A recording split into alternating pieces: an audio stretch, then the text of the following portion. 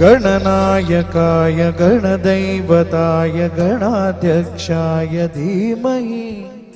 गुणशरीराय गुणवन्दिताय गुणेशानाय धीमहि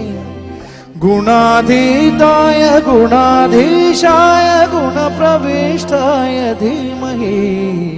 एकदन्ताय वक्रतुण्डाय गौरीतनयाय धीमहि गजेशानाय भालचन्द्राय श्रीगणेशाय धीमहि एकदन्ताय वक्रतुण्डाय गौरीतनयाय धीमहि गजेशानाय भालचन्द्राय श्रीगणेशाय धीमहि